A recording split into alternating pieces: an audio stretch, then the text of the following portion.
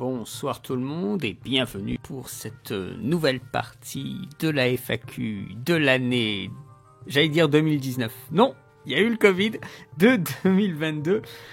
Ça me fait plaisir de vous retrouver pour cette soirée où je vais répondre à des questions qui m'ont été posées par-delà les réseaux sociaux. Bonsoir aux personnes qui sont déjà là, les habitués, forcément, hein, on les attend. Écoutez, sans trop tarder, encore une fois, merci d'être présent et merci de nourrir cette FAQ. Nous allons commencer avec des questions qui m'ont été posées depuis un petit moment sur Facebook. C'est la première volée de questions de Luc Aubry, qui est mon modérateur dans le chat. La première des questions de Luc, c'est « Je sais que tu suis Antoine Goya depuis un moment, est-ce qu'il a influencé ton avis sur le cinéma et la société ou pas ?» Je dirais que non, mais comme certains, il dit tout haut ce que les gens pensent tout bas. Il y a un peu de ça, et on pourrait appeler ça une influence quand même, puisqu'il m'a donné envie de voir des films, je ne serais peut-être pas tombé dessus rapidement. Donc je fais un peu mon marché vis-à-vis de ce qu'il propose, et vis-à-vis de la pensée hors cinéma, bon, ça ne m'atteint pas vraiment, parce que ce ne sont pas forcément des sujets que je maîtrise, pas forcément des sujets qui m'intéressent, donc bon, je regarde la vidéo un peu pour le divertissement, mais en influence de cinéma, il y a toujours moyen de creuser davantage, surtout que lui, il attaque plus sur une joute verbale, sur de la répartie et de la logique, pas sur des arguments de cinéma. L'influence, elle est limitée. Elle est limitée à des propositions de films à voir, que j'essaye de regarder quand j'ai le temps, mais je me note les noms. Mais autrement, il y a pas grand-chose, hein, il n'y a pas beaucoup d'influence. Je suis d'accord avec lui sur un cinéma de médiocre pour des gens médiocres. Mais ça, c'est quelque chose que je pensais déjà avant qu'il ait utilisé la formule. C'est juste que lui, il l'a dit tout haut, parce que si on le dit comme ça, si chacun le dit, ben on se fait traiter de monstres, sans cœur, de connards et tout ça, alors qu'il y a un peu de ça quand même, hein. Faut pas déconner non plus, hein. Mais ça, c'est trop dur à accepter aux gens d'être des médiocres. Ah, c'est très dur. Après, on est toujours le médiocre d'un autre. Et on peut pas être bon dans tous les domaines. Je veux dire, moi, tu me parles de peinture, je suis un médiocre en peinture. Mais il n'y a pas de souci. Je l'accepte d'être un médiocre en peinture. Mais du coup, j'ai envie, si quelqu'un me dit tu es médiocre en peinture, bah, je souhaiterais que cette personne m'initie à la pensée de la peinture, à l'histoire de la peinture et tout ça. C'est encore une fois, savoir qu'on est nul, que l'autre en face tende la main pour dire « Attends, je vais t'emmener avec moi dans l'univers de la peinture. » Je dis l'univers de la peinture, mais ça peut être la musique, hein. Oh là là, comme il y a des gens médiocres en musique, ou qui pensent faire de la musique, mais en fait, ils en font pas. Non, je vais pas me mettre à dos des gens, mais bon, voilà, il y a certaines musiques que j'entends, j'ai pas l'impression que c'est de la musique. Notamment, et c'est là la merveilleuse transition parfaite que tu m'offres, Luc, la musique sur le clip du CNC qui incite les gens à retourner au cinéma. Alors, j'ai vu ça, je croyais que c'était une blague, mais si, c'est le CNC qui a quand même commandé un truc pareil. Alors, la question est, je me pose la question, je suis pas allé chercher, mais est-ce que c'est le CNC qui a fabriqué cette vidéo, ou c'est le CNC qui a commandé une vidéo auprès d'une entreprise pour faire la promotion des cinémas en France? Parce qu'il y a une vraie différence, hein, parce que le CNC, c'est le poumon du cinéma français, poumon économique, poumon culturel aussi. Donc eux, ils savent en fait les motivations qu'ont les gens, qu'ont les tranches d'âge aussi qui vont au cinéma. Pas une compagnie qui est là pour effectuer une commande. Et moi, j'ai une impression que c'est une compagnie qui a été payée pour faire ce spot publicitaire. Alors, musique effroyable, mais le propos me gêne aussi. Alors, pas tant que ça, je l'ai revu, là, il y a pas longtemps. Je dirais qu'il y a beaucoup de maladresse pour un spot qui se veut... En fait, c'est en même temps de la maladresse, et en même temps, c'est un état de lieu qui est triste. Parce que dans ce clip, on met en avant tout un un éventail de possibilités de pourquoi on va au cinéma, et il y a quand même des possibilités, et sur les 4-5 possibilités, il y en a 2 qui me posent vraiment problème. Parce que là, on est en train de parler à un maximum de gens. Et il y a 2 possibilités qui me gênent. La première de ces possibilités, alors que c'est quelque chose qui est central, c'est l'enfant qui court dans le couloir avec son ticket, qui est devant les parents, qui a envie d'aller dans la salle. Il y a quelque chose de fascinant. C'est la découverte c'est la découverte du cinéma par un enfant. Il y a quelque chose de très fort. Et le message aurait pu s'orienter autour de l'enfant qui va vivre une expérience extraordinaire. Mais non, le message s'adresse aux parents pour occuper l'enfant, pour occuper les enfants. Et la parenthèse, c'est peut-être le truc qui me tue le plus. C'est peut-être le truc que je supporte le moins dans tout ce spot publicitaire. Parce qu'on n'en peut plus. Mais qu'est-ce que ça veut dire ça ? Qu'on fait des gosses et après on peut pas s'en occuper, donc on le met devant des écrans ? Parce que c'est ça ce que ça veut dire. Donc au lieu de le mettre devant des petits écrans et des tablettes à la maison, on va le mettre devant un grand pendant 1h30 au cinéma ? Qu'est-ce que c'est que ça ? Moi je trouve que c'est déjà un manque de respect total envers son enfant, et un manque de respect total envers le cinéma. Bon, et après je vous raconte même pas, parce que là je suis devant l'image, un truc de Star Wars, et après les titres à côté, vivement le 2, une photographie incroyable, un montage à couper le souffle, déjà culte. Les gosses vous en parleront. On dirait une parodie, une parodie grossière. Mais vraiment. Comme si les mecs... ça peut pas être le CNC qui a fait ça. Ça peut pas être le cas. Ou alors c'est des jeunes de 25 ans qui ont fait ça en pensant qu'ils allaient faire quelque chose, quoi. Ça peut pas être le CNC qui a fait ça, foncièrement fait ça. Ils l'ont commandé, ils ont vu le truc terminé, ils se sont dit bon on va le prendre parce qu'on n'a plus d'argent. Mais c'est pas possible de proposer une chose pareille. C'est la transmission pour les enfants. Ils auraient pu faire un truc entre le père qui montre un truc à l'écran à son enfant et l'enfant est complètement fasciné. C'est la transmission d'une passion.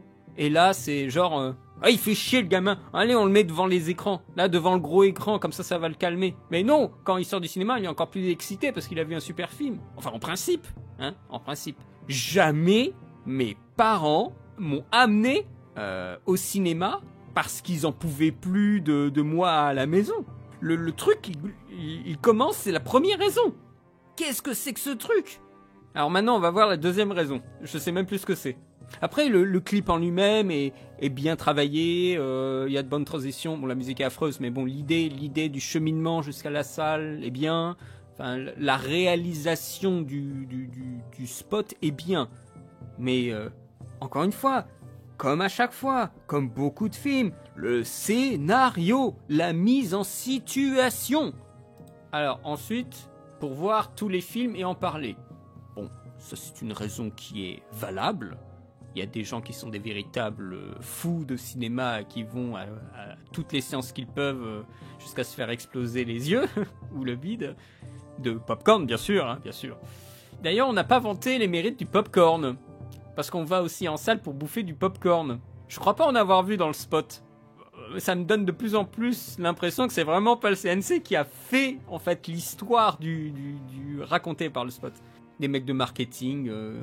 Alors, le deuxième truc qui m'a un peu choqué, c'est avec les deux vieux qui montent comme ça, et a marqué pour pécho. Alors j'ai cru comprendre avec, je sais plus à quelle année j'ai pu lire le rapport de CNC, et il est clair que les personnes âgées sont la masse la plus importante qui va au cinéma. C'est pas les jeunes, c'est plus de 40 ans, 50 ans, en France en tout cas.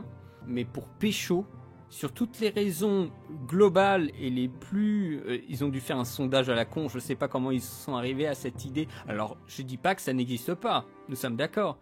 Mais pour un spot à l'échelle nationale, il y avait peut-être moyen de donner la même idée, mais sans être, à mon sens, un peu vulgaire. Moi, je trouve ça pour pécho. Parce que on est jeunes, ça gaze les jeunes, pardon, tant qu'on y est. Hein. Parce que ça, pour moi, ça veut dire ça. C'est des vieux qui veulent être dans le coup, alors ils font un truc pour pécho comme ça. Oh là là, moi ça m'énerve. Moi, ce truc, ça m'énerve.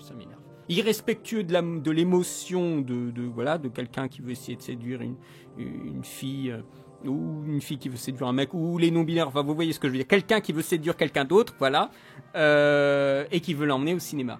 Pécho, c'est des trucs c'est des trucs de Titeuf, ça. J'ai entendu Pécho, je crois, dans Titeuf. Mais il y a peut-être moyen, quand même, pour un clip à l'échelle nationale, de le formuler autrement, d'une façon, justement, cinématographique, romanesque. Parce que c'est le cinéma, c'est pas ton quartier, quoi. Et d'ailleurs, les cinémas de quartier n'existent quasiment plus, alors. Alors, ça doit sûrement faire une espèce d'étalage des langages, des possibilités, alors... On met des blancs, des noirs, des vieux, des jeunes, on parle vulgaire, et après on parle de grandes raisons de cinéma, puisque je crois que c'est la raison suivante, qui est quelque chose de tout à fait juste au cinéma, pour rire et pleurer dans le noir. On n'a pas besoin d'être dans le noir pour rire et pleurer, ça c'est sûr. Je pense que le clip est trop vulgaire pour moi, là où j'aurais peut-être souhaité des réflexions plus intellectuelles sur ce qu'évoque le cinéma de façon plus générale, mais il est clair que ce ne sont pas des intellectuels qui ont fait le clip. Parce qu'encore une fois, on est sur un spot qui doit aller à l'échelle globale, nationale. Donc des fois, les messages sont trop énigmatiques, trop nébuleux, mais plus juste, mais trop nébuleux, le public ne pourra peut-être pas comprendre. Alors que pour Pécho, alors là, il y a tout le monde qui est au garde à vous. Hein. Alors là, c'est ça. Moi, j'imagine un truc vraiment. Voilà. Et non, il faut parler basique, hein, parce que le public, il est basique, avec la mâchoire dépliée comme ça, comme un homme préhistorique. Hein. Voilà, mais à mon avis, voilà, il faut parler au primitif. Donc le primitif pour Pécho, il sait ce que c'est Pécho. Hein, donc alors que la transmission d'une passion à l'enfant, oh, ça c'est trop compliqué. Pécho, voilà, pour moi c'est vraiment ça. Hein. C'est des espèces de trentenaires qui veulent faire brancher tout ça, qui ont fait le clip, et pas des gens qui travaillent dans le cinéma et qui ont une observation plus fine de ce qui se passe dans une salle, et peut-être plus d'expériences diverses d'une salle pour savoir quel mot juste serait employé pour évoquer justement tout ce qui est l'idée de amener quelqu'un en salle, ne serait-ce que amener quelqu'un auquel on tient, famille ou compagne, compagnon en salle. Là, c'est des petits microcosmes. Alors, c'est très compliqué. Je pense qu'ils ont fait beaucoup d'efforts pour constituer la création de ce clip, mais moi, ça me donne pas... En plus, avec la musique qu'ils ont mis, hein, ça me donne pas envie d'aller en salle. Hein, parce que ce sont pas vraiment les raisons pour lesquelles j'y vais. Parce qu'à aucun moment, et c'est ça qui est quand même assez incroyable, à aucun moment ils ont parlé de l'expérience de la salle. Parce que dans ce cas-là, tu dis, oui, rire et pleurer dans le noir, ça on peut le faire à la maison. Pécho, on peut le faire à la maison. En parler, on peut le faire aussi à la maison. Mais l'expérience même de la salle, le grand écran écrasant, les grands écrans plus grands que la vie, des gros plans, des têtes plus grandes que ta maison. Ah, ça, on n'en parle pas. Mais à mon avis, c'est pas le sensei qui a créé le scénario de ce spot. C'est impossible. C'est impossible. Et là, vous me dites que c'est le sensei. Là, je dis, le sensei, c'est une botte de branleur. Voilà ce que c'est. Si c'est eux qui ont vraiment fait l'organisation de l'histoire de ce spot. Ce n'est pas pensable. Voilà. Donc, à la compagnie extérieure qui a fait ce clip pour le CNC, allez vous faire foutre. Parce que ça, c'est un manque de respect envers le cinéma, de proposer un truc pareil. On va l'éduquer à coups de Tarkovsky, le gosse. Mais c'est pas ça. Mais on se débarrasse pas du gosse avec l'écran. Il faut qu'il considère ça comme, j'allais dire, une récompense. Bah déjà, ça peut être déjà un pas en avant. Je sais que moi, ça fonctionnait souvent par récompense. C'est-à-dire moi, j'allais m'occuper de trucs le matin pour, après avoir la permission, quand j'avais fait ce truc, de demander à un de mes parents de me mettre Batman le défi, par exemple. Parce que je sais que Batman le défi, je l'ai beaucoup regardé sous ces conditions-là. Donc oui, c'était regarder un film. Alors bien sûr, c'est pas en salle, mais sous récompense. Ce n'était en aucun cas s'en débarrasser. Ça venait même pas à l'esprit de mes parents, ça. C'est pour travail accompli, tu vas voir une histoire plus grande que toi. Mais c'est après une éducation à l'image que les parents n'ont même pas. Donc les enfants, ils restent silencieux devant l'écran et eux, ils peuvent faire d'autres choses de leur côté. Et voilà, c'est comme ça. Alors qu'au cinéma, tu peux pas laisser l'enfant tout seul, donc il faut que tu y ailles avec lui. Donc de base, bon, c'est pas vraiment le message. Donc vraiment, je comprends pas. Comment, Valérian, sous-entendrais-tu que les publicitaires ne sont pas des intellectuels? Ben, quand on parle quand même d'une institution culturelle, moi j'aurais bien imaginé que l'institution culturelle avait quelques intellectuels pour savoir un peu ce qu'ils voulaient et jouer les garde-fous. Semblerait que non. Bon, bah voilà quoi. Mais on peut l'espérer vis-à-vis de la culture. Mais bon, ils l'ont fait comme ça quoi. J'ai vu une pub qui aurait pu être celle du CNC, mais qui est en fait une pub pour Rolex, et qui, je trouve, fait beaucoup plus le travail que la pub du CNC. Et c'est littéralement scandaleux qu'il n'y ait pas eu cette opportunité de faire un truc similaire. Et vraiment, j'ai été choqué. Je me dis, qu'est-ce que c'est comme pub? Ça a l'air vachement bien. Et je me dis, ah oui, c'est les montres, ok. Mais dans l'absolu, je me suis dit, tiens, c'est la nouvelle pub du CNC. Ah bah non. Voilà. C'est le jour et la nuit. Mais absolument, d'ailleurs, bonsoir à toi. C'est incroyable. Voilà. Moi, je trouve, voilà, Rolex, ils ont mieux compris le cinéma que le CNC. Ou en tout cas que la société de prod qui a été engagée par le CNC. Ils ont peut-être plagié la pub. Ah oui, peut-être, certainement. En attendant, en effet, bonjour, ça respire l'amour du cinéma. C'est clair. Avec, oui, ce n'est pas simplement 24 images par seconde. Je dis, oui, voilà, c'est ça en fait. C'est ça. Là, on parle d'art. On parle d'art. Et qu'est-ce que ça provoque comme émotion? C'est le rapport avec... Voilà, enfin là, je me dis, ouais, mais les mecs, ils ont tout compris. Et ils nous vendent des montres. Alors imaginez ce qu'aurait le CNC aurait pu faire. C'est comme ça, écoutez, hein. Pour rester dans l'idée de la salle de cinéma, bonjour, tu m'avais posé une question sur la salle et les quelques débordements d'émotions devant les gros films populaires. C'est ce que tu as utilisé, hein, le terme gros film populaire. Penses-tu que la salle doit demeurer un endroit silencieux en toutes circonstances, ou qu'on peut s'autoriser quelques exaltations de ce genre si le film s'y prête bien?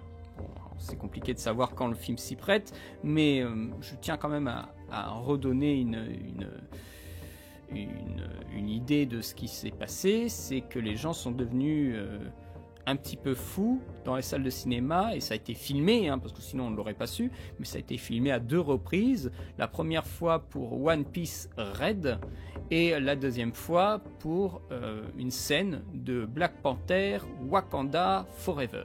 Beaucoup de termes ont été utilisés vis-à-vis de ces débordements. On a utilisé quelque chose de très animalier, hein, pour les définir, ces gens: sauvages, racailles, zoos, singes. C'est véritablement un bourgeois raciste qui écrit des lignes pour dénoncer ces débordements, de gens qui bien sûr étaient de couleur, hein, pour pas arranger l'affaire, ou plutôt pour arranger l'affaire de ces bourgeois, hein, qui, oh là là, c'est scandaleux. J'ai pu constater tous ces petits débordements du coup de gens suite au débordement de salles qui venaient se plaindre sur Twitter. Alors là, je voyais la perspective de ce côté-ci, alors que moi avant je voyais pas du tout ça. En plus, ce serait vraiment trop facile d'attaquer comme ça parce qu'ils viennent de citer que tout d'un coup, ils ne sont pas éduqués au silence de la salle. Mais il faut peut-être rappeler 2 exemples qui, moi, me semblent clairs et qui mettent à mal toute envie de garder les gens au fond de leur siège. C'est l'exemple de Rocky. Quand il était sorti dans les salles américaines, les gens scandaient le nom du personnage dans la salle de cinéma comme s'ils étaient dans un match de boxe. La salle était devenue une salle de boxe. La salle de cinéma s'était transformée avec le film. Je ne sais pas si c'était pour le premier, mais il se peut que ce soit le cas pour le premier. Je sais que ça a été arrivé. C'était Michel Ciotta qui en avait parlé lors de son cours sur le cinéma américain à l'université. Quelque chose d'assez exceptionnel. Les gens criaient le nom de Rocky pour soutenir leur poulain, soutenir le personnage de l'autre côté de l'écran. Ça, c'est déjà une première chose. Et la deuxième chose, eh bien, c'est quelque chose qui a encore lieu aujourd'hui, c'est les séances de The Horror Picture Show. Hein, Donc à partir de là, il est clair que les gens qui viennent se plaindre que les gens font des fous devant les cinémas avec Black Panther, Wakanda Forever et One Piece Red, ils ont peut-être pas vu des séances de The Horror Picture Show, hein. Voilà, c'est de la folie, c'est peut-être, c'est ce qu'on appelle un film culte, littéralement, vraiment. C'est les gens vouent un culte et vont à la messe pour faire les fous en même temps que le film, c'est-à-dire être en synchronisation émotionnelle et physique avec le film. Et ça, c'est magnifique. Donc à partir de là, c'est juste qu'il y en a qui s'expriment et d'autres qui ne s'expriment pas. Et j'en reviens vis-à-vis de ce fait-là à une discussion que j'ai eue avec mon père. Alors, clairement, mon père, c'est pas la même génération, hein, mais il m'a dit, j'ai payé pour entendre et voir le film. Clairement, lui, il veut pas qu'on le dérange. Bah, moi, je lui ai répondu, oui, mais ces gens-là, ils ont payé, peut-être, hein, pour vivre le film. Je devrais dire même à plein poumon. Et je pense c'est une vraie différence entre des générations, pour le coup. Après, est-ce que moi, je souhaiterais être dans une salle où il y a des gens qui font les fous? Ben, moi, non, parce que si c'est la première fois que je vois le film, je suis dans une... comment dire surtout dans des moments qui fonctionnent beaucoup sur l'immersion, des films qui fonctionnent beaucoup sur l'immersion, hein. Ben, s'il y a tout d'un coup un élément extérieur qui vient casser cette immersion, eh bien, il y a une vraie rupture et tu dois reconstruire très vite l'immersion que tu as dans le film. Parce qu'il y a l'élément extérieur de la personne qui crie qui vient te déranger. Donc, je comprends le phénomène. Est-ce que moi, j'ai envie de le voir à titre personnel? Pas vraiment, parce que moi, les quelques expériences que j'ai eues en salle bondée, c'était pas forcément de bonnes expériences. Et quand tu es dans une scène où tu es bien dedans et que derrière t'as la copine qui dit à son mec il est long le film, on peut pas se barrer, ça te casse un peu l'immersion, parce que ça c'est une petite, encore une fois on parle là d'exaltation mais il y a ces petits moments gênants aussi, que tu entends les chuchotements derrière alors que toi tu souhaiterais être dans le film. C'est le même principe mais à plus petite échelle. Oui, mais là, on est sur un cas particulier pour The Horror Picture Show. Non, parce que le film, il a commencé aussi au départ très simplement. Mais l'idée est que on peut avoir tout à fait une expression de soi hors contrôle envers un film. Et en plus, vis-à-vis de The Horror Picture Show, ça existe depuis des années maintenant. Donc pour moi, non, c'est un exemple qui est valable. C'est tellement devenu une hystérie et une expérience collective physique que c'est en devenu une marque de fabrique du film. Enfin, une marque de fabrique. Un élément constitutif du film même, dans ses projections en salle. J'ai pas vu les films Wakanda Forever et One Piece, donc je ne sais pas à quel moment précisément ça a déclenché. Est-ce que c'était un moment qui valait le coup ou juste parce qu'il y avait le personnage qui apparaissait? Question suivante de Luc. En termes de film d'animation, y a-t-il une expérience qui t'a marqué cette année? Alors j'ai un peu de mal à me souvenir de ce qui est arrivé cette année ou l'année précédente. Il y a pas mal aussi de films que je n'ai pas vus.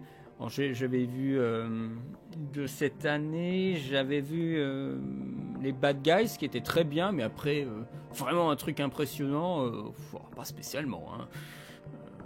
Mais voilà, j'ai pas vu le petit Nicolas, j'ai pas vu Ernest et Célestine, ou alors c'est pas encore sorti. Je crois pas que ce soit sorti hein, encore. Je suis même pas sûr de pouvoir d'aller le regarder. J'ai pas vu le truc sur Netflix. Alors c'était un truc que je voulais voir, mais j'ai pas eu le temps. C'est La Maison, mais il m'intéresse La Maison pour le coup. L'Alerte Rouge, bon c'était pas formidable. Jughead, je l'ai pas vu. Faudrait que je le voie. Il y a pas mal de retard. Il y a aussi La Princesse et le Dragon, mais je crois pas que ce soit de 2022. Mais j'ai aussi envie de le voir. Mais j'en ai pas vu assez, hein. Pour pouvoir te répondre, j'ai pas vu le dernier film de Michel Oslo, hein, Pharaon, le sauvage et la princesse. Ah, il y a aussi l'autre film là de Ishida là, Les Murs Vagabonds, qui est je crois sur Netflix, que je n'ai pas vu, que j'aimerais bien regarder. Et il y a le Pinocchio de Del Toro, mais je crois que ça je veux pas vraiment beaucoup aimer. J'ai vu les Primal aussi, la série Primal. Bon bah c'est un délire de geek hein. Ok, c'est sympa, c'est violent, il y a du gore partout, oh là là, méditation transcendantale sur le devenir du héros, oui, bon, tout ça, on a déjà vu un petit peu, hein.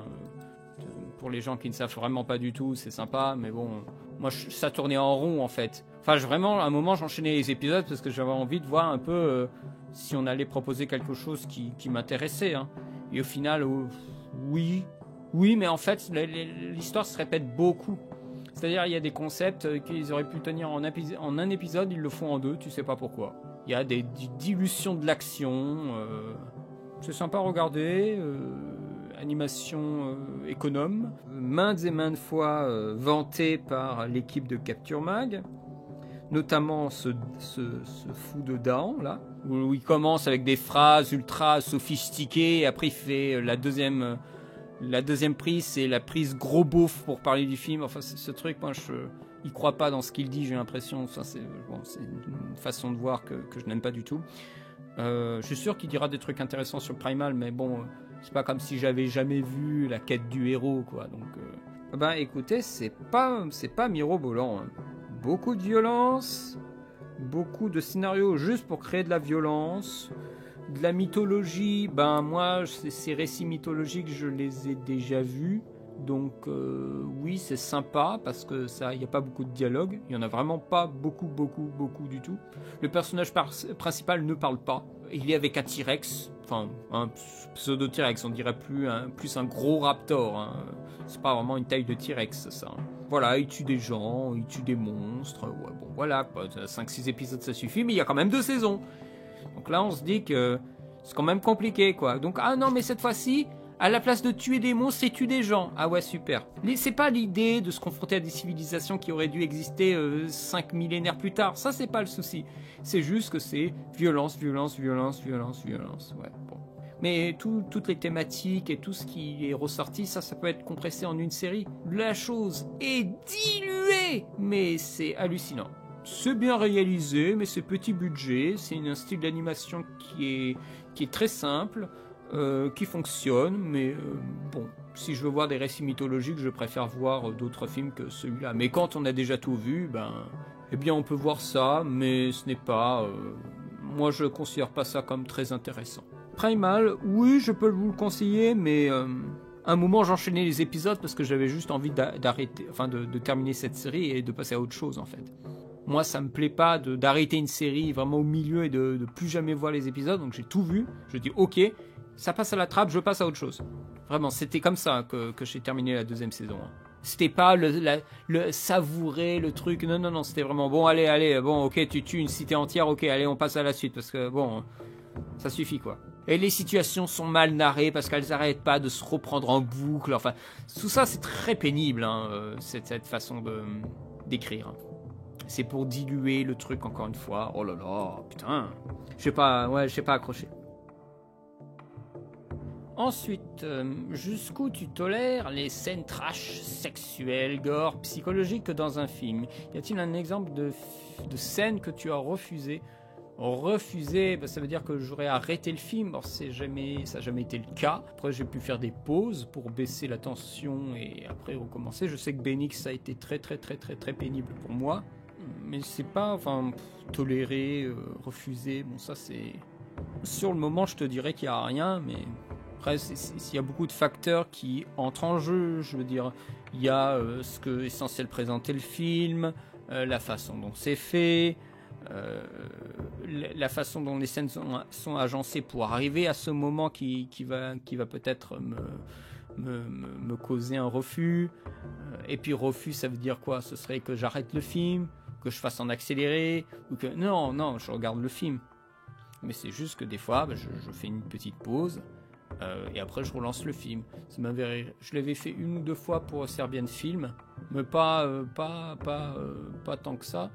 Et pour les trucs japonais, là, ou je sais plus, chinois, je crois que c'est japonais, les camps 737 et Black Sun, c'était quoi ouais, je crois que c'était Black Sun. Et un autre truc, Lab, je sais plus quoi, là, sur des expériences où on ouvre les ventres des enfants. Enfin, en plus, c'était plutôt bien fait, les effets. Hein. Où le mec, il te met les bras pendus à l'extérieur dans le froid, genre, vous savez, le froid glacial. Hein. Et après... il te trempe ses bras qui ont quasiment gelé dans l'eau chaude et t'as la peau qui se décolle. Enfin, vous voyez, les trucs bien violents. Hein. Je sais plus comment ça s'appelle ces films. Moi, je les ai notés. Ils sont quelque part dans mes dossiers. Hein. J'ai vu les films. Mais ça ne dure jamais très longtemps, ces moments-là. C'est pas une affaire de refus, c'est une affaire d'espérer que ça dure pas très longtemps. Et bon, j'en suis désolé, mais moi, les viols de femmes, ce n'est pas... ça m'a jamais empêché de regarder. Là où je trouve les viols d'hommes, ça c'est déjà plus embêtant pour moi. Merci Kylian, oui, sinon hongkongais, merci. Oui, Camp 731, c'est ça. Un autre aussi de la même trempe que j'avais vu à la chaîne. Je les avais vraiment vus l'après-midi, j'avais enchaîné Black Sun, Camp 731 et un autre film après. Parce que c'est des trucs tellement insoutenables, quand on est lancé sur le premier, il vaut mieux enchaîner parce qu'après ce sera peut-être dur de reprendre un peu plus tard. Mais oui, voilà, les viols d'hommes. Moi je sais, après j'étais petit, donc forcément on n'est pas encore construit, mais le viol de l'homme d'un des aventuriers dans Délivrance, c'était quelque chose de très très dur à regarder, alors qu'on nous le montre pas vraiment. Mais oui, bon, pour un enfant, voir ça, c'est très impressionnant, très très impressionnant. Hein.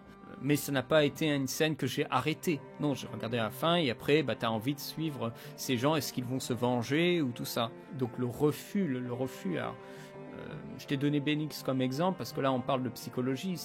Moi les scènes, voilà, peut-être un truc que j'ai du mal, mais à un moment je dois aller regarder quand même ces films. C'est les scènes d'humiliation en public. Hein. Parce que moi je suis quelqu'un de très timide, donc forcément les humiliations en public, c'est un truc qui moi me touche beaucoup. Et quand il arrive une scène comme ça, la question c'est comment le réalisateur traite le public. Est-ce que le public n'en a rien à foutre? Est-ce qu'il y a des gens qui viennent aider la personne ou qui viennent l'effacer, la faire dégager avant que ça devienne très embêtant? Ou est-ce qu'elle veut faire ressentir pleinement la violence du moment gênant? Oui, là, la scène, elle est très très dure pour moi. Alors, souvent, je peux l'arrêter pour après relancer, ou je peux, avancer un tout petit peu. Mais le choc a été là, vous voyez ce que je veux dire, c'est qu'à un moment le choc c'était trop tard en fait, j'avais déjà eu le choc que je souhaiterais refuser. Voilà, donc après tu laisses la fiction se dérouler, hein, donc tu n'es jamais bloqué, jamais refusé une scène. Mais je pense à la scène qui me ferait le plus refuser, c'est pas forcément une scène sexuelle, même si des fois c'est un peu trop démonstratif pour un sujet de fiction comme ça. Enfin bon, le côté puritain qui est à l'œuvre là, mesdames et messieurs. Mais oui, ce serait des scènes d'humiliation. Moi, c'est un truc d'injustice, d'humiliation et tout ça, ce genre de choses. Et je dis injustice, mais vous savez, c'est l'injustice cruelle devant les gens. Vous voyez ce que je veux dire? C'est un petit exemple, c'est pas un truc très, très fort pour moi, mais c'est un exemple de ce type-là. Alors, si ça se trouve, vous connaissez même pas le film. Je pense au Livre de la jungle de Stephen Sommers.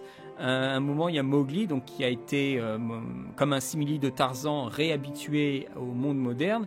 Et à un moment, il y a une scène de bal, où il arrive habillé un peu avec un gros turban et tout ça. Enfin, il s'habille comme il peut, mais il est plutôt élégant.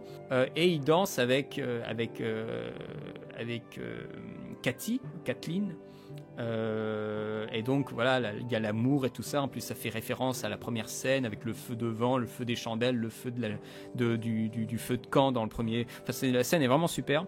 Et au moment où elle s'en va, lui, il se sent pas du tout à sa place parce qu'il y a un problème et on te le fait sentir et il commence à s'échapper à partir de la pièce et sur le passage en fait il y a des soldats qui le poussent, enfin vous savez des officiers en uniforme qui le poussent comme ça et il tombe sur la grande table de buffet où il y a plein de pudding et de fruits, tout ça qui lui tombe dessus, il est par terre. Et là il y a plusieurs personnes bien sûr qui le regardent et qui se moquent de lui. Peut-être les officiers qui l'ont fait pousser qui se moquent de lui, des femmes qui attendent des cavaliers qui se moquent de lui. Voilà, et tout d'un coup là il y a ce moment gênant d'injustice, de cruauté et d'humiliation. Voilà, ça c'est des moments que moi c'est dur à regarder. C'est un moment qui ne dure pas longtemps, donc ça va, on encaisse quoi, ça va. Mais ça c'est des moments où moi je me sens fragile en fait. Vraiment je partage la fragilité du personnage et ça c'est des trucs que je veux pas vivre personnellement. Donc je ne veux pas que ça arrive à mon personnage. Donc il y a refus, mais il n'y a pas refus d'arrêter le film. Ça, c'est un exemple comme ça qui me vient en tête, mais il y a des trucs plus hardcore. Je sais que chez Spielberg, il y a des trucs un peu hardcore de cet ordre-là. Je crois dans E.T. notamment. C'est pour ça que j'ai vu le film très, très, très, très, très, très, très peu de fois. voilà, je ne vais pas aller davantage, mais oui, c'est dans cette idée-là, dans cette énergie-là. Ensuite, est-ce qu'il y a encore une autre question? Oui, après je regarde un peu le chat. Luc, tu as une dernière question. As-tu déjà eu l'occasion de visiter des expos sur des cinéastes à la Cinémathèque ou des musées? Si oui, laquelle t'aura le plus marqué? J'en ai vraiment pas vu beaucoup, Luc. J'ai vu celle sur Ghibli au musée d'art ludique, qui était bien, c'était vraiment bien proposé, mais il y avait beaucoup de gens. Et j'ai vu le musée Lumière à Lyon. Si j'ai vu d'autres trucs, ils me viennent pas en tête. Non, j'ai vraiment pas eu beaucoup d'expérience de musée, d'exposition de cinéma. Vraiment pas beaucoup. Mais les deux expériences étaient très bien. Bon, ça permet de voir des croquis de façon concrète, de voir le fusil photographique de façon concrète. Mais grand moment non, pas spécialement. Mais c'était bien d'y avoir été. Je n'ai pas fait beaucoup de musées, je n'ai pas fait beaucoup d'expositions. Ce qui rend justement les quelques expositions que je fais assez uniques, de très bonnes expériences. Enfin, des expériences hors normes, pour le coup. Là où des gens vont toutes les semaines à des expositions et connaissent les musées par cœur, c'est un peu pour moi la même idée qu'aller au cinéma trop souvent. On se sent plus dans un lieu qui ne nous appartient pas. Et ça, j'aime beaucoup cette perspective de prudence quand on arrive dans un lieu qu'on ne connaît pas. Et j'aime bien garder ça, je pense, avec le cinéma ou si je vais dans des endroits culturels. Je ne veux pas me l'accaparer. Je veux que ça reste un peu de l'ordre du rituel, de l'ordre un peu unique et rare. Mais ça ne veut pas dire que c'est pour ces raisons-là que je ne fais pas du tout d'expo et que si vous me le proposez, je ferai jamais de... Non, mais c'est juste les occasions et je n'ai pas de nature à aller vers les musées ou les expositions. Mais si on me le propose, il n'y a aucun souci. Un avis sur le cinéma très particulier des Schroeber-Huillet qui vient de décéder. Ah, il y a eu un décès chez les Schroeber-Huillet, ou les deux ont décédé. Moi je souhaiterais peut-être redécouvrir, parce que moi ça fait depuis 10 ans que je n'ai pas vu de film, plus de 10 ans que je n'ai pas vu un seul film d'eux, donc moi je pourrais pas me prononcer sur cette question. Encore une fois, c'est un cinéma exigeant, c'est un cinéma qui est référencé d'une certaine époque et d'une certaine culture qui moi n'est pas la mienne, donc ça paraît compliqué de rentrer dedans comme ça, et c'est normal. Mais il faut prendre le temps et à un moment, il faut se lancer. L'approche industrielle des émotions. Mais on en avait déjà parlé, Sociorama. Je t'invite à voir le petit module que j'avais fait pour Opor.fr sur vice versa. Pour moi, Pixar s'entête à créer un modèle d'histoire et un modèle de personnage sur le principe d'un personnage qui n'a pas sa place dans la société ou pas sa place dans le système. Enfin, et l'histoire se force à essayer de lui trouver une place pour que la société puisse bien fonctionner. Et finalement, c'était un peu ça dans Soul aussi. Mais puisque c'est le même réalisateur qui fait les deux films, à un moment, il y a une logique aussi. Là où je trouve Wall-E était un petit peu différent. Oui, en effet, Luc, t'as une mémoire absolument incroyable. Oui, Soul, j'en avais parlé en FAQ, je n'avais pas fait de critique, mais Soul, ouais, j'en avais parlé. Créer industriellement de l'âme, enfin, moi, je trouvais ça dégueulasse. Moi, Wall-E était vraiment un truc très très sympa, parce que justement, ça tordait un peu le cou à l'idée de l'homme qui n'est pas à sa place, et tant que le rouage n'est pas replacé dans le rouage général du système, eh bien le système déconne. Wall-E est un peu différent parce qu'il n'y a pas de système au départ.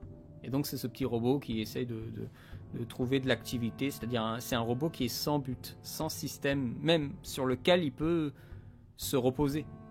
Et en plus, c'est même pas dans une logique de fonctionnement, industriel. C'est au contraire l'idée de sortir de la machine, de sortir du système pour se reconnecter avec les choses. La fin du film. Se reconnecter avec la vraie terre, où on n'est plus sur des espèces de sièges volants, mais qu'on prend le contact du pied sur la terre, reconnecter avec la nature. C'est beaucoup plus fort en fait, Wall-E, que tous ces trucs, là, le premier indestructible, le rebelle, dans un certain sens, c'est aussi dans le même mood. C'est-à-dire des gens à problème et quand on arrive à fixer leurs problèmes, c'est bon, tout le système refonctionne. Coco est un peu différent, il me semble. Mais bon, je ne veux pas trouver ça terrible. Bon, bien sûr, la fin, c'est fort parce que tu as tout le film qui te revient dans la gueule, mais bon, je ne suis pas trop accroché à Coco. Il y a d'autres films. Alors là, je me disais que c'était une gaspillage d'argent. Là, c'était Monde d'Arlo. Ou le Voyage d'Arlo. Ouais, c'était le Voyage d'Arlo. Bon, et le Monde de Dory, j'en parle même pas. Ensuite, parce qu'il y a d'autres questions, il y a les questions de Suki3. Qui m'a posé quelques questions sur Discord, je vais y répondre. Connais-tu le profil de tes abonnés? As-tu des sondages, des chiffres donnés par la plateforme concernant l'âge et le sexe? Alors, entre autres, l'âge et le sexe, il y a d'autres données. Alors, je vais dans les données analytiques de la chaîne.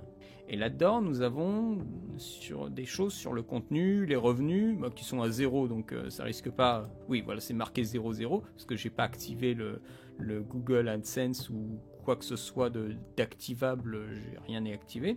Et là, je vois en effet spectateurs réguliers 1,4 K, spectateurs uniques 37,8K sur un mois bien sûr, et le nombre d'abonnés est en légère augmentation de plus 83. On prend son temps sur Cinefiles, hein. C'est pas la cohue, hein. Ensuite, j'ai les périodes où vos utilisateurs consultent YouTube. Alors c'est dans les alentours quand même de proche de 18h, entre 18 et 19h. J'ai aussi le top région, et oui, si tu veux aussi trouver des femmes dans ta région, on est dans l'ordre de pays, c'est un peu incompréhensible parce que j'ai le Mexique avec 5,3%, je devrais mettre de la musique mexicaine dans mes vidéos, je ferais peut-être monter le score. J'ai la Colombie, ok. J'ai le Maghreb, Maroc, Algérie, avec respectivement 2,9% et 5,3%, et la France à 11,1%. Après, vous savez, avec les VPN et les différents trucs qui varient en fonction d'Internet, c'est pas une science exacte. De même que l'âge et le sexe, c'est aussi en fonction de ce qu'on a rempli quand on a fait le profil, hein. Donc les abonnés, les non-abonnés, il y a plus de non-abonnés qui regardent que d'abonnés qui regardent. Encore une fois, sur des périodes de 1 mois, hein. L'âge et le genre. Eh bien, par rapport à Disney, où je disais que c'était entre 45 et 50%, là on est retombé à quelque chose de l'ordre de 34,9% pour les femmes et 61,1% pour les hommes. Voilà. Et en termes de tranche d'âge, il est clair que je ne fais pas le Squeezie ou le Inoxtag ou le Michou, hein. Moi je suis plutôt sur une tranche un petit peu plus âgée. Donc le 13-17 ans c'est 7,8%, et après mon cœur de personnes touchées, c'est 18-24 ans, 33%, 25-34 ans, 28,7%, et 35-44 ans, 18,2%, et après ça chute, bien sûr, après ça chute forcément. Et voilà, c'est tout ce qu'on me propose comme petites données. Après, si je rentre dans les trucs, ça me donne encore plus de graphiques, hein. Bon, ça peut devenir un peu infernal. Mais voilà, pour l'idée de quelques éléments graphiques. Alors j'espère que ces quelques données te satisferont. As-tu fait des rencontres qui ont été déterminants pour toi sur 10 ans de YouTube, à la fois dans ta vie privée et professionnelle? C'est là où justement, par rapport à ce que je disais avant, je ne vais pas forcément rentrer dans le détail parce que c'est des trucs personnels. De façon globale, hein, de façon un peu nébuleuse et floue. Dans ma vie privée, YouTube m'a fait quand même rencontrer Arthur, un ami qui a, au moment, j'avais dit comme ça sur Facebook, hein, est-ce qu'il y a quelqu'un qui veut aller au cinéma avec moi, voir un Disney? Et lui, il a dit ok, et tout de suite le courant immédiatement est passé, rien que la voix, moi je me suis dit oh là là, lui je vais beaucoup aimer ce mec parce que la voix m'avait séduite, hein, il avait une voix très séduisante, Arthur. Mais c'était lié finalement aussi à mon activité sur YouTube, hein. Professionnellement, non, pas vraiment. Alors, s'il y a un truc professionnellement qui est tombé, je m'en souviens plus. Et autre chose en termes vie privée, non. Après, oui, j'ai eu quelqu'un sur Facebook qui m'a dit « Oh là là, j'en peux plus de ta voix et tout ça. » Mais moi je trouvais ça un peu louche. Donc je lui dis merci, c'est bien gentil, et puis voilà. Mais non, rien de particulier. Et par rapport à ces activités que j'ai avec d'autres youtubeurs ces derniers temps sur YouTube, ben ça, on verra si ça porte ses fruits, enfin, s'il y a quelque chose de plus ou de moins qui se crée dans les années à venir. Hein. C'est très récent. Ensuite, les questions suivantes, des recommandations sur des contenus écrits ou vidéos sur le cinéma tenu par une ou des femmes. Alors, je suppose que c'est des contenus qui sont tenus par une ou des femmes. Ben, j'en suis pas vraiment pour de l'écrit, pour du blog ou de l'article écrit par une femme. Là, je ne suis pas du tout, je ne pourrais pas te recommander. Après, honnêtement, je pense que tu auras déjà les choses que je te recommanderai. Donc, c'est plus pour moi là, du coup, un message plus large. Et pourtant, voilà, il y a des créatrices. Là, je vais parler vraiment en vidéo pour le coup. C'est un peu plus mon domaine d'observation. Il y a quand même beaucoup de femmes qui font des choses maintenant sur YouTube. Après, il y a aussi des podcasts, mais pour le coup, j'écoute pas beaucoup de podcasts sur les plateformes liées. Mais après, ce sont des contenus qui ne m'intéressent pas ou que je trouve un peu flemmards. Comme il y a aussi pour beaucoup d'hommes, des femmes qui font des contenus sur des films de genre. Sauf que c'est déjà régressif parce que quand tu vois un peu le contenu de leur chaîne, c'est genre thriller, horreur, voilà. Vous savez, des gens comme Welcome to Primetime Beach ou Laura Féjor ou Demoiselle d'horreur. Donc Demoiselle d'horreur fait plus sur des figures dans le fantastique ou l'horreur, mais pour moi ça englobe un peu le même esprit de film. Tout d'un coup on va pas l'entendre évoquer Romer. Tout d'un coup, paf, Romer, créateur d'horreur. Non, jamais. Or, ce serait un beau changement, un beau virage. Tout d'un coup, elle va ailleurs. Sauf que ça s'appellera plus Demoiselle d'horreur. Donc, de base, le sujet est bloqué. On a des gens qui font des médiatisations culturelles ou pop culture, ou des trucs un peu fainéants, faut dire. Enfin, moi, je trouve que je sais qu'elle a beaucoup d'abonnés, mais bon, Clara Runaway, c'est sûr qu'elle run away de sujets intéressants vis-à-vis du cinéma, parce que bon, nous foutre des making-of de films pour dire hey, tu savais que pour Titanic il se passait ça et tout ça. Oui, bon, si j'ai envie de savoir des trucs sur Titanic, je vais voir moi-même le making-of. J'ai pas besoin de quelqu'un. Encore une fois, c'est pour une tranche de gens qui veulent pas se faire chier. Voilà. Donc c'est des gens sur YouTube, hommes ou femmes, hein, parce qu'il y a aussi des hommes qui font un peu le même contenu qu'elles. Hein. Ce sont des gens qui sont là pour faire le médiateur de fainéants, de gens qui veulent pas en foutre une. Bon, ça, il y en a qui veulent pas prendre le temps. Hein. Et je comprends. Mais pour moi, ce n'est pas du tout une chaîne qui est intéressante à suivre, et ce n'est pas du tout une chaîne que je vous recommande. Après il y a d'autres chaînes aussi qui font un peu plus de critiques comme ça de films qui sortent et tout ça, mais bon, ça m'intéresse pas vraiment. La manie du cinéma, bon, c'est de la médiatisation et de la pop culture, vraiment les trucs, tu vois, popper ça à la chaîne sur YouTube, inintéressant au possible. Mais après on creuse, on commence à aller voir des choses un peu intéressantes comme Necrolaya, qui est une petite chaîne YouTube, il me semble pas si vieille que ça. C'est amusant que je dis pas si vieille que ça, parce que c'est quelqu'un qui va se poser des questions et nous présenter des vieilles figures de cinéma, des vieux acteurs, des vieilles actrices, ou peut-être des vieux concepts de cinéma. Un petit peu comme Akiran Solist avait fait en son temps en présentant des vieux films. J'ai vu 1 ou 2 épisodes, c'est tout. Hein. C'est très jeune comme concept. Faudra voir dans 1 an si elle a arrêté ou si elle continue. Il y a aussi Vidéodrome qui a des sujets intéressants. Encore une fois, là je vous parlais beaucoup de sujets qui sont pas... Là les sujets sont intéressants, ou en tout cas les sujets sont sur des films qui m'évoquent pas forcément un ennui mortel de base, parce que ce sont des films que je ne connais pas, donc il y a une curiosité de voir les films. Du coup, s'il y a quelqu'un qui prend le temps d'en parler, parce que c'est ça aussi, hein, tu prends le temps de parler de quelque chose, c'est qu'en théorie ça vaut le coup, hein, de passer peut-être plusieurs semaines dessus. Donc à partir de là, bon, moi qui suis curieux, je suis intéressé par les sujets qu'évoque Vidéodrome.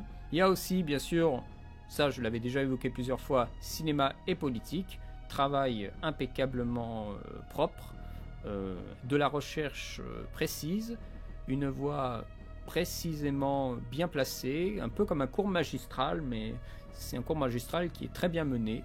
C'est de la culture et de l'information, assez claire. Et donc c'est un bel emballage, hein, c'est surtout ça aussi. Elle a mis des extraits et elle arrive à constituer quand même un dossier de cinéma où on arrive à récupérer des choses. Donc il y a vraiment un très très beau travail sur cinéma et politique. Et une petite dernière pour la route, parce que là récemment elle a fait quelques vidéos. Et alors c'est pas un style, c'est une façon de parler de cinéma qui m'emballe pas trop, mais c'est assez divertissant. Il y a une écriture du dialogue, enfin du monologue, qui est assez solide. C'est Puta Critique. Puta, P-U-T-A, critique avec un K à la fin. C'est des petites vidéos, c'est comme des essais vidéo un peu provocants, un peu bling bling. C'est quelqu'un qui fait du rap sur un sujet de cinéma, comme les t-shirts ou les parapluies, et elle fait des jeux de mots de ouf avec un montage qui se répond et tout ça. Les montages sont assez simples, on n'est pas du tout dans la séance de Marty, hein. C'est des montages assez... c'est sur le rythme, hein, donc on travaille le rythme, la musique derrière, tout cela est assez court, c'est du 5-6 minutes de mémoire. Là je sais pas la chaîne devant moi, hein, mais c'est des formats très très courts, où on joue comme si on crée une chanson de cinéma, une chanson parlant de cinéma. Ça c'est intéressant comme concept. Donc ça va pas forcément attirer intellectuellement, mais je crois pas que ce soit le but. Ça stimule le visionnage d'images et tu passes un bon moment devant, le temps que ça dure. Si elle continue, si elle se fait pas trop strike par les droits d'auteur et tout ça, ça peut être intéressant. Il n'y a pas cette femme qui parle sérieusement, qui parle de cinéma déjà tout court sur YouTube et qui en parle sérieusement avec un degré fou et intellect comme certains mecs peuvent avoir sur le YouTube cinéma. Donc bon, ça c'est des générations qui vont peut-être arriver, mais parce que bien sûr il y a la violence, hein. Il y a la violence faite aux femmes sur Internet, mais là des sauvages, on est vraiment que ça, hein. C'est hallucinant, hein, comment on peut manquer de respect à ce point-là. Ne pas aimer le contenu que fait la personne. Oui, mais dans ce cas-là, moi je n'aime pas le contenu de Clara Runaway. Je vais pas commencer à taper dans les commentaires, hein, tu fais de la merde et tout ça, et t'es moche. Je m'en fous. Vraiment, c'est une perte de temps de manifester sa détestation. Mais tout d'un coup, si elle fait une super vidéo qui met à mal ce que je pensais d'elle, comme ça, en faisant une vidéo ultra recherchée, tout ça, bah oui, là, je serais premier à dire, ah, merci pour la vidéo. C'est presque peut-être la seule chose que je dirais, ou alors s'il y a un point qui m'aurait un plus intéressé, bah je l'aurais dit, mais moi, je suis plus pour les commentaires de remerciements ou de positifs que vraiment envoyer des scums, quoi. Parce que t'es pas sûr que la personne le lise, t'es pas sûr que ce soit reçu comme ce que toi tu souhaiterais que ça soit reçu, t'as peur après de trop si tu dis des trucs méchants, de trop recevoir la communauté de la personne en question sur la gueule. C'est ni fait ni à faire. Si tu veux vraiment dire ce que tu penses à la personne, vaut mieux lui dire en face. Si tu arrives à avoir la personne en vocal ou voilà, que là par commentaire interposé c'est pas possible. Et ça c'est valable pour tout le monde. Et encore une fois, c'est toujours très frustrant quand on se rend compte que la personne en vrai détient beaucoup plus de connaissances que ce qu'elle donne sur YouTube. Et on se dit mais pourquoi cette personne ne fait pas le maximum? C'est toujours très frustrant ça, mais bon après c'est des choix de politique éditoriale de chaîne. Oui, alors clairement cinéma et politique on dirait un programme dérivé de Arte. Oui, mais ça veut dire aussi qu'il y a une exigence qui fait penser à Arte. Mais ça, je trouve plutôt bien. Je veux dire, les documentaires d'Arte, j'en ai vu un là sur Jamie Lee Curtis, super. J'ai adoré. Alors Guillaume Cassard, Mathis. Guillaume Cassard, ce n'est pas une femme, donc il n'était pas inclus dans la question de Suki. Mais Guillaume Cassard, oui, je le connaissais d'avant sa transformation pour faire des vidéos. Voilà, c'est toujours un peu le même problème. C'est une espèce de mixte entre la personne qui fait les making-of et le Karim Debache. Voilà, avec ses petites gimmicks, les George Michael, tout ça. voilà, bon, ça roule tout seul, mais les sujets des films sont pas très intéressants. Je veux dire, Doom, quoi. Tu vas passer 2 semaines à fabriquer un épisode pour Doom. Honnêtement, moi, ça me viendrait pas à l'idée, hein. Ou alors une fois sur toute l'année. Lui, ça a l'air d'être... tous ces trucs, c'est très pop culture, très très balisé. Alors, c'est sûr, ça fait des vues. Mais à un moment, moi, j'aspire à d'autres choses, hein. Moi, là, je vous ai fait un petit truc sur Twister. Et là, les films que je vais vous sortir après... Là, La légende de 1900 et Oussama, c'est pas du tout des films pop culture, hein. Il y en a un, c'est un film afghan, et un autre, c'est un film à l'international, mais réalisé par le mec qui a fait Cinéma Paradiso, hein. C'est pas ce qu'on appelle un truc tendance, hein. C'est un très bon film, hein. C'est un très très bon film, hein, Cinéma Paradiso et La légende de 1900, mais... Enfin, La légende du pianiste de l'océan. Mais ça fera pas un tintamarre. Ensuite, je crois que Suki avait encore des questions. On va terminer. Penses-tu que le public lambda, ah là là, ce fameux public lambda, a conscience qu'une vie ou une histoire existante mise en scène dans une fiction n'est cependant pas la réalité, car cela relève de l'artistique et spectaculaire avant tout? Eh bien, je pense que le public lambda n'en a pas du tout conscience au vu de ce que j'ai vu comme remarque, comme commentaire autour de Blonde de Andrew Dominic, puisqu'il est clair que le public croyait vraiment qu'il s'agissait d'un biopic sur Marilyn Monroe, et ont vraiment été très très violents vis-à-vis de cette fiction sur le personnage. Après, il y a aussi l'idée que la réalité dépeinte dans le film n'est pas assez en décalage avec la réalité de la véritable réalité, et du coup ils ont l'impression de faire l'amalgame. Tu vois, moi je n'aime pas du tout le cinéma de Keshish parce que j'aurais tendance à dire assez facilement, c'est un cinéma que je peux vivre en ouvrant la fenêtre, hein, parce que pour moi il n'y a pas de différence entre la réalité que je pourrais potentiellement, le potentiel de réalité que je peux vivre à l'extérieur dans les situations, et les situations la réalité que nous présente Keshish. Là où je vois le décalage réel de la réalité chez Bruno Dumont, chez Dupontel, je vois ces décalages qu'il opère pour nous faire sentir que oui, la personne s'habille comme si on s'habillait pour aller au travail, mais c'est pas les mêmes interactions. Il y a des petites différences, il y a des petits trucs qui changent. C'est un peu cassé, c'est différent. Là où les gens veulent le plus réel que le réel. Keshish est un peu dans cet ordre-là. C'est ça qui, moi, voilà. Alors que c'est une fiction, hein, faut pas l'oublier. Mais c'est une fiction qui a des parois très, très, très fines avec la réalité. Et des fois, il y a l'amalgame qui fait que il y a après des affaires qui se passent. Les gens qui ne refusent ou qui ont envie, ça dépend dans quelle perspective. Mais je pense que le public ne se pose absolument pas de questions intellectuelles comme ça, hein. Il voit le film, il pense que c'est réel, en fonction du sujet. Et quand il voit Black Adam voler et péter des bagnoles et tout ça, il savent très bien que c'est pas réel. Mais même si le cinéma américain veut vraiment nous faire croire à ça, hein. Même si dans les scènes d'action, beaucoup de scènes d'action, il y a des clips et tout ça, donc c'est forcément un peu irréel, hein. Mais le cinéma américain veut beaucoup nous faire croire dans l'explosion, hein. Il y a un effort colossal de nous faire croire dans l'explosion, hein. Là où le cinéma asiatique général, hein, provenant d'Inde ou de Chine, ne pense pas ces effets spéciaux de la même façon, hein. Pour le coup, c'est assez différent, même si on a quelques exemples, bien sûr, mais je pense pas que le public se pose plus de questions que ça. Sinon, il serait désenchanté. Or, le public adore être enchanté. Et il parle de magie et tout ça, il veut être enchanté. Et il n'aime pas quand on commence à lui dire ouais, mais tu t'es fait berner parce que si, ça. Il n'aime pas ça, le public. Ensuite, dernière question pour toi. Et je te remercie pour les questions que tu m'as posées. Et je te remercie aussi d'être là depuis un moment. Parce que toi aussi, tu es là, tu me suis, tu m'écoutes depuis très longtemps. Il me semble. Je n'ai pas les dates des abonnés et tout ça, mais il me semble que tu es là depuis très très très longtemps. Et je t'en remercie. Tu avais dans l'idée de parler du travail de Satoshi Kon. C'est tombé dans un dossier non classé sans suite. C'est dans un dossier. Le dossier, je l'ai encore. Mais il y a des perspectives qui ont fait que, à un moment, j'ai eu du mal à créer,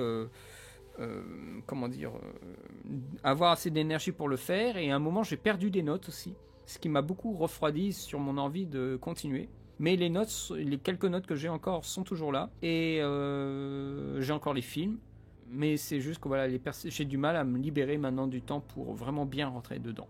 Et aussi, autre chose, je souhaitais lire un livre sur Satoshi Kon, un livre en anglais. Mais quand j'ai vu que sur Amazon, il est à 250 €, voire même plus. Et pas parce que c'est un super bouquin de 700 pages, hein. C'est juste qu'il a une cote ultra chère. Donc moi je peux pas me le payer. Et il est en un seul et unique exemplaire dans une seule bibliothèque de Paris. Et en plein Covid et tout ça, moi j'ose pas trop aller dans cette bibliothèque parce que c'est au hall. Donc moi ça me freine aussi dans mon envie de me documenter sur les films de Satoshi Kon. J'ai un peu laissé, mais tant que le dossier est là, tout peut arriver, hein.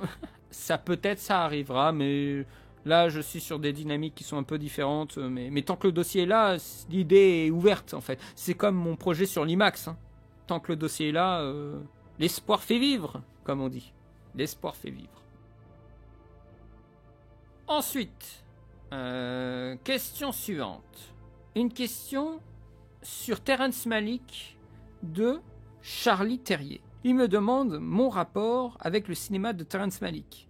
Certains le trouvent fantoche et surestimé. Je me suis posé la question, alors j'ai regardé rapidement les intitulés de toutes mes FAQ précédentes si j'avais évoqué justement le Malick, mais je l'ai évoqué en demi-teinte au moment où Voyage of Time sortait, puisque j'avais fait une critique de Voyage of Time. Je pense que j'apprécie plus sa période post-Tree of Life. Je pense que c'est le cas parce que c'est une période qui m'échappe plus que la période précédente qui est beaucoup plus narrative. La période post-Tree of Life est plus nébuleuse. En fait, c'est comme s'il avait trouvé une façon de filmer qui lui plaisait. Il l'a utilisée jusqu'à ce qu'il n'ait plus l'énergie. Comme s'il avait épuisé toutes les possibilités de narrer de la façon qu'il avait découverte avec Tree of Life. La façon dont il gère la caméra, la façon dont il utilise la musique. J'ai l'impression que c'est assez différent du reste de ce qu'il avait fait avant, même si j'en percevais les prémices dans certains passages de Nouveau Monde. Ce n'est pas quelqu'un avec qui je me suis construit, pas du tout, mais c'est quelqu'un que j'observe avec respect, dont j'attends peut-être les bonnes ouvertures. J'ai toujours cette envie de parler de Knight of Cups, mais j'attends de trouver la bonne ouverture pour le faire. Et vis-à-vis de gens qui le diraient fantoche ou surestimé, je pense que ce sont des gens qui ne se posent pas plus de questions sur comment il fonctionne, quelles sont ses potentielles références. Or, je crois me souvenir de quelques cours d'analyse de films où on avait évoqué des poètes et des philosophes. Et je pense que les gens qui trouvent surestimés n'ont clairement pas fait l'effort de s'enseigner sur les références culturelles, sur de la poésie américaine ou anglaise, ou sur des philosophes, et sur des choses que nous voyons de film en film. J'avais lu un bouquin rapidement, parce que je cherchais justement des choses sur Knight of Cups, et on parlait de déracinement, que les personnages étaient déracinés de leur milieu, de leur foi, d'eux-mêmes. Et cette idée de déracinement, le terme utilisé en français, m'évoque justement les films de Malick. Donc c'est des films où les gens sont presque en lévitation au-dessus de la Terre. Ils volent au-dessus de la Terre. D'où justement des fois ces plans invraisemblables qu'on a dans Tree of Life. Et je parle même pas des plans de création. Ce sont des très très belles séquences. Les gens se font chier devant, mais je comprends pas pourquoi. Au cinéma, c'est ce que j'ai aimé le plus dans Voyage of Time. D'ailleurs, en n'aimant pas trop ce qui nous ramenait sur Terre, avec ces images un peu en caméra DV, un peu dégueulasses. Donc, je pense qu'il y a un effort à faire. C'est un cinéma qui est exigeant avec son public, je pense. Et puis, quand on n'a pas du tout les références culturelles de Malick, on peut galérer pour attraper un petit peu le film. Moi, je connais pas. Alors, si j'avais mes notes de cours à côté de moi, je pourrais vous citer les philosophes et les poètes qui ont influencé Malick. Mais je les ai pas à côté de moi, donc je pourrais malheureusement pas aller dans le détail. Mais je pense que vous pourrez trouver facilement si vous vous renseignez un petit peu. Et pourquoi faire ce travail? Ça vous permettra d'épouser une sensibilité des mots et une sensibilité de ce qui est narré, de situation. La poésie, c'est un envoûtement que peut-être vous retrouverez en regardant un film de Malick. Et vous sentirez une concordance dans les sensations que vous avez quand vous lisez le poème et quand vous regardez un film de Malick. Ou des conceptions philosophiques que vous avez entendues chez un philosophe américain que vous retrouvez chez Malick. Donc c'est une affaire de se réapproprier. C'est comme Godard, hein. C'est issu d'une certaine époque, d'une certaine indication, d'une certaine culture. Et nous, là, en 2022, on nous demande d'accepter comme ça cette culture et sans l'avoir assimilée. C'est très très dur. Et je parle même pas des gens qui naîtront bien plus tard, qui voudront peut-être découvrir ces cinéastes qui seront morts depuis, mais ils n'auront aucune référence culturelle. Et ça, après, il faut comprendre ce cinéma-là. Alors, on le comprend avec ce qu'on connaît. Voilà, on a vu Black Adam et après on va voir Sang to Sang. Bonne chance. Je dis pas il faut aller voir tous les poèmes du monde, hein, mais il faut se dire que il faut lâcher du lest sur nos habitudes. Mais comme pour beaucoup de choses, quand on parle de cinéma, il faut beaucoup lâcher, il faut être à chaque fois un nouveau spectateur. C'est très très dur. Il est 23h, on a fait 2 heures. Je vais peut-être évoquer 2-3 trucs encore et après on arrêtera. Je pense que vers les 23h30 on arrêtera. Donc je vais évoquer encore quelques éléments, quelques trucs là sur ma fameuse page où j'ai des tonnes de choses de noter. Je vais évoquer un premier point. Alors vous allez me dire pourquoi le procès entre Johnny Depp et Amber Heard.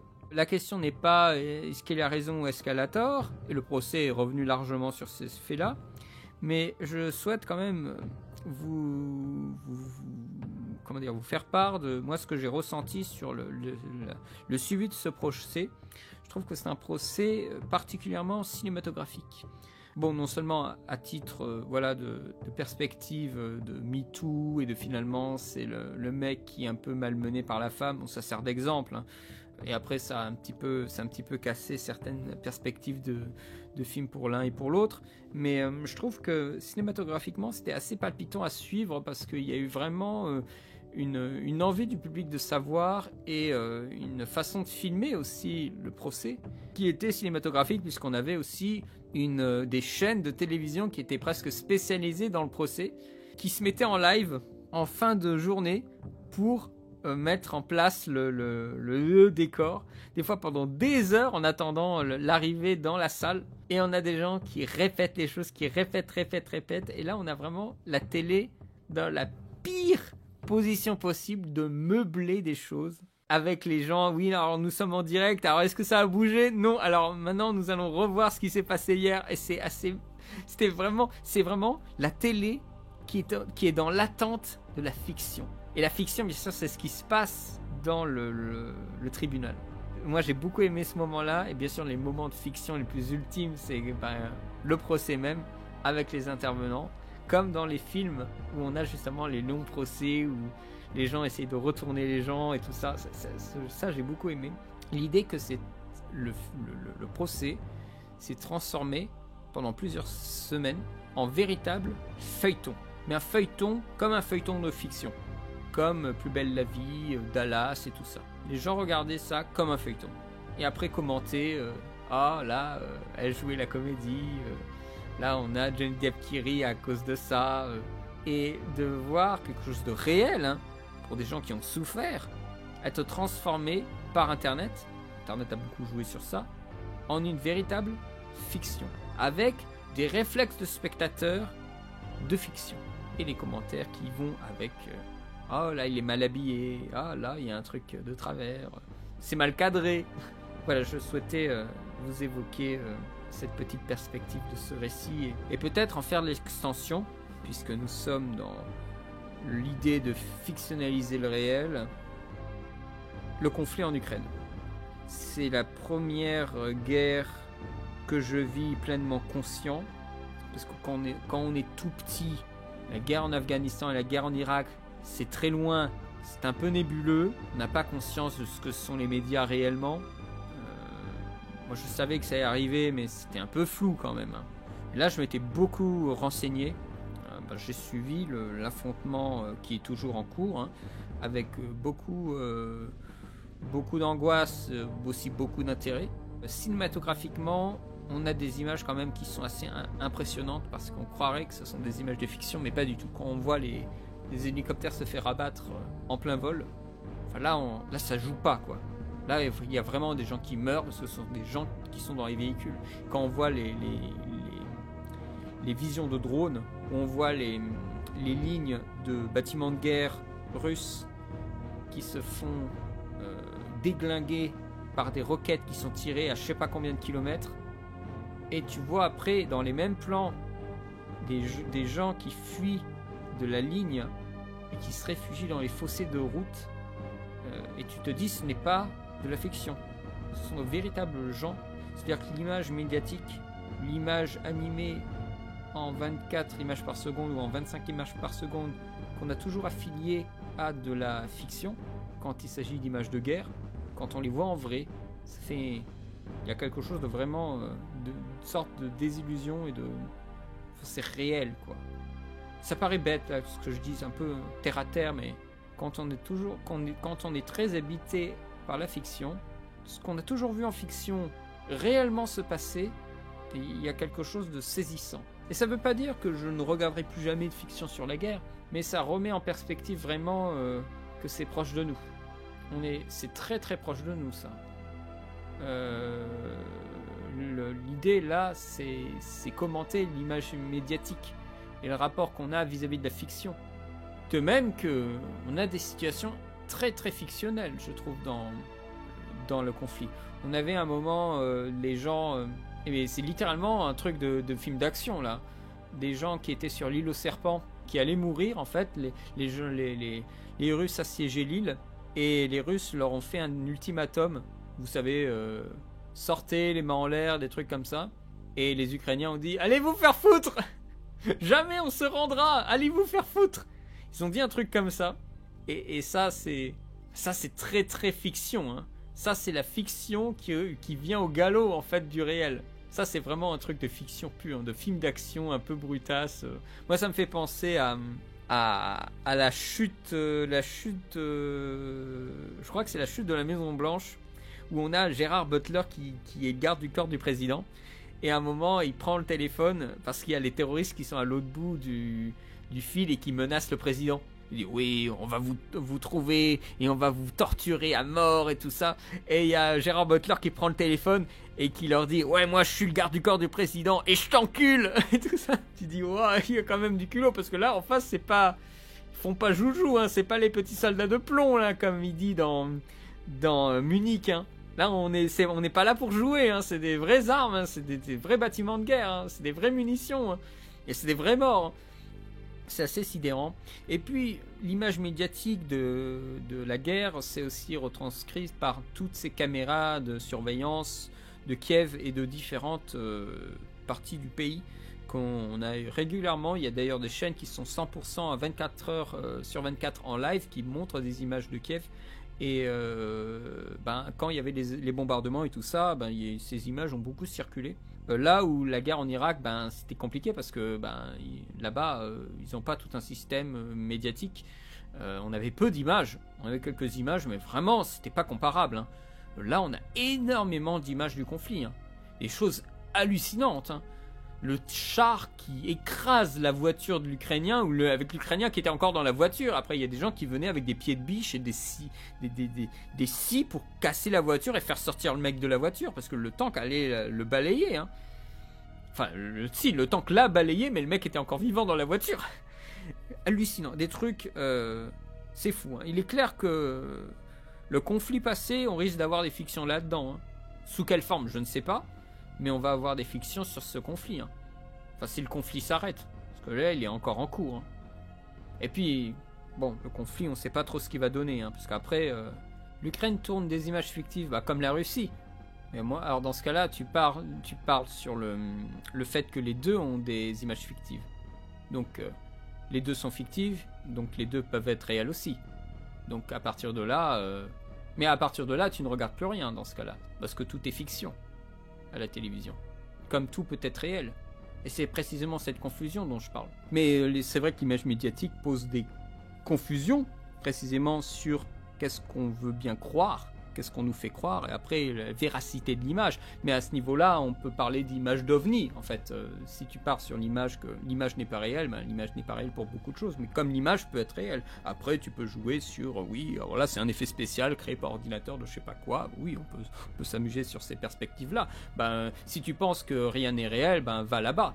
Mais tu nous feras des lives en direct, tu vois. Après, bien sûr, ce sont des perspectives filmées pour faire plaisir à un camp ou à un autre. Quand les mecs, ils tirent parce qu'ils savent qu'il va y avoir des avions qui vont passer et qui tirent pour déglinguer l'avion, et que l'avion est déglingué, ils vont mettre l'image en avant, avec les drones et tout ça, les drones turcs ou tout ça, parce que ce sont des images de victoire. Et tout comme les Russes font de la même chose de leur côté. Donc c'est pas l'idée que l'image n'existe pas, c'est l'idée que sur tous les revers qu'ont peut-être eu l'Ukraine, on a des images de choses qui sont mises en avant. L'Ukraine met en avant sur toutes les images qu'ils ont filmées de la guerre, de leur côté, ils mettent en avant des images qui les victimisent et des images qui les mettent en avant. Tout comme la Russie ferait de même. Mais de part et d'autre, ce sont des images qui sont réelles. C'est juste que sur le poids de tout ce qui se passe, on oriente les médias d'une certaine façon. Mais en aucun cas, le contenu de l'image est faux. Il doit y en avoir, mais on est sur un cas, je pense qu'on est sur un cas de très très peu d'images, de très très peu de petites séquences, parce qu'on est toujours sur des petites séquences. Hein. Mais du fait que l'Ukraine soit un pays qui est beaucoup plus technologiquement aligné sur l'Europe que l'Afghanistan ou l'Irak, nous a permis de voir en fait des perspectives de voir vraiment la guerre de beaucoup plus près. En plus, quand l'Europe soutient l'Ukraine, on a une orientation aussi des médias qui ont envoyé tous leurs spécialistes, leur envoyé spécial, des caméras là-bas. Donc on a énormément d'images. On a du témoignage en direct, puisque des fois on a eu des envoyés qui ont dû arrêter l'émission parce qu'il y a eu des bombardements à Kiev ou à d'autres endroits. Moi, en tout cas, sur les perspectives médiatiques de ce conflit, moi, je suis content que ça s'est un petit peu tassé, qu'on est sur autre chose. Coupe du Monde, c'est peut-être pas mieux, mais c'est vrai que c'est assez oppressant. Parce que médiatiser une guerre, c'est jamais agréable, parce que ça met à mal la perception comme ça de l'image. Qui est une perception, tu lis l'image à la violence en fait. Là où tu as l'habitude de voir des images sans penser qu'elle va t'atteindre, que cette image va t'atteindre, parce que ça peut être une image de fiction, ou que c'est une image très très lointaine. Si par exemple il y a un conflit qui s'ouvre au fin fond de l'Afrique, je suis pas sûr que je vais me sentir atteint. Là on est quand même très très proche, c'est très proche de chez nous. Donc là forcément l'image violente, l'image médiatique, ça me touche plus particulièrement. Donc cette image devient très très violente par la proximité. La perspective que la médiatisation s'arrête, moi je la souhaite. Je le souhaite. Je souhaite qu'on continue à être au courant, mais que les images s'arrêtent de circuler. Je crois qu'on en a déjà assez vu. Alors quand je dis inédit, c'est comprends bien que tout ce qui est le Kosovo ou la guerre en Irak des années de Bush senior ou tout ça, moi c'est des trucs que j'ai pas connus. Hein. Et les images à foison, excuse-moi, mais ça ne circule pas dans nos médias français.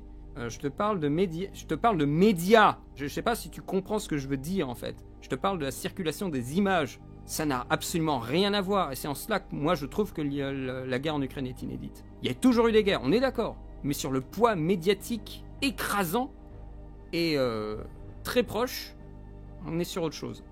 Hein, on est un peu sur autre chose que des plans en vision nuit avec des tirs qu'on voit à peine. Ça, c'était ce que je voyais de Bagdad. Hein. Là, on a les impacts directs sur les bâtiments. Et on les voit, les impacts. Hein. On les voit avant, après et pendant. Et encore une fois, je te parle que du rapport aux médias.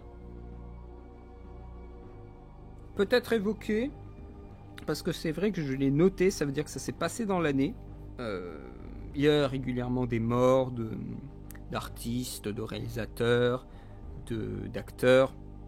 Bon, moi je fais pas l'anniversaire des morts. Mais il y en a une qui m'a... Bon, en même temps, il faisait plus grand-chose, donc à la limite, c'est pas trop grave. Hein. Mais c'est quand même une mort symboliquement forte pour la musique. C'est la mort de Vangelis. Vangelis, donc, qui est compositeur grec, qui a fait des musiques très très belles pour Alexandre, pour Christophe Colomb, 1492, pour Blade Runner. Voilà, des films qui sont connus pour leur musique. Là où il y a beaucoup d'autres films, la musique n'est quasiment inexistante. On a des musiques très très présentes, très fortes. C'est quelqu'un que j'ai aussi connu, pas que par le cinéma, mais par aussi ses albums. Voices, Mythodia, je l'ai vu, enfin je l'ai écouté, mais des tonnes et des tonnes et des tonnes de fois.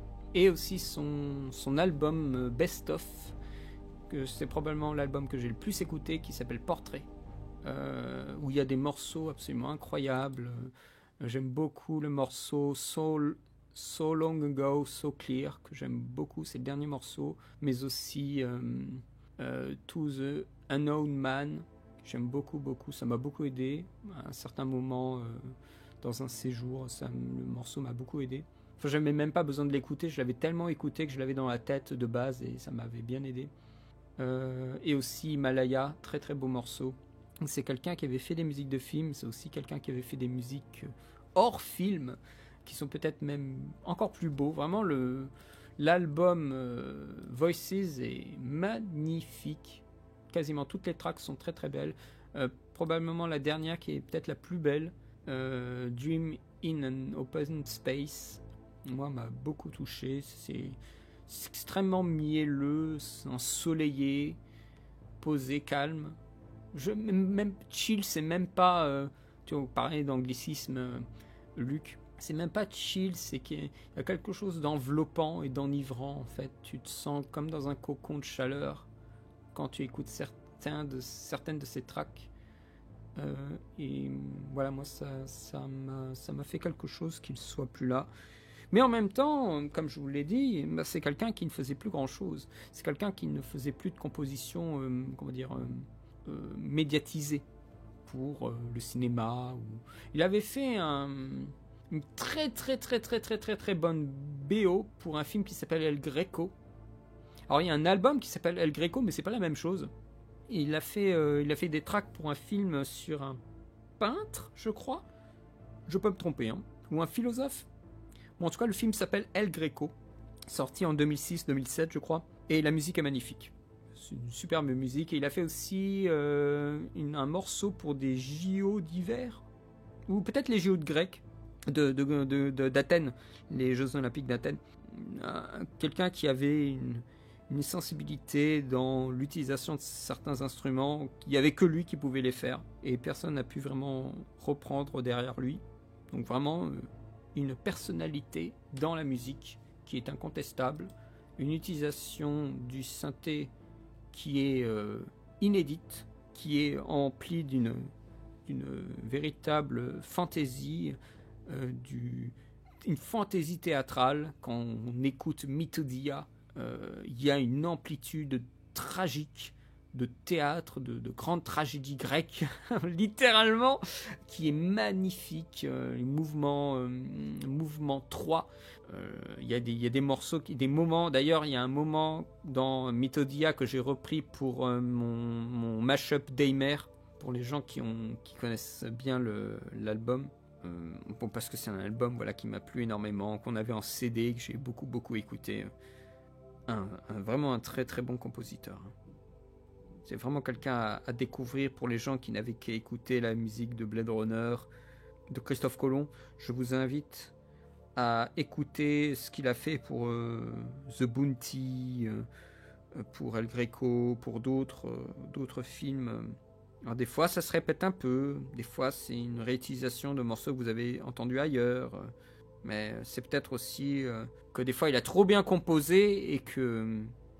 il se sentait un peu arnaqué par la faible qualité du film par rapport à ce qu'il avait composé. Du coup, il y a une reprise de ce morceau ailleurs. Écoutez, il est 23h28, j'avais dit que j'arrêterais à 23h30, donc je vais m'arrêter là.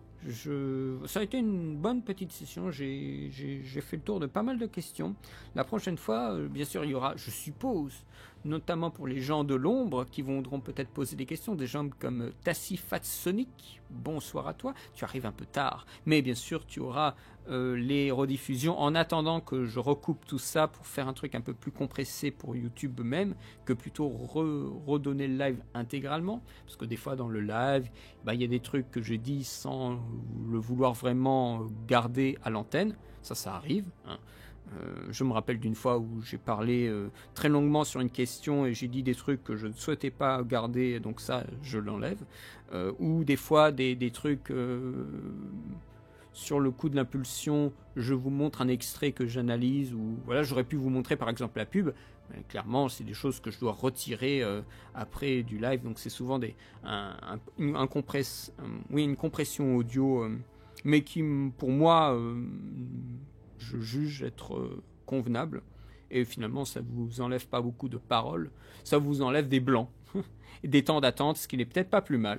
Je vous remercie pour votre présence, pour votre animation de chat et pour vos nombreuses questions, en espérant que mes réponses vous aient plu. De toute façon, je pense pas que la FAQ va s'arrêter, je pense qu'on aura encore une bonne partie, voire peut-être encore 2 lives, peut-être. Ça dépend aussi si, entre-temps, il y a des questions qui arrivent aussi.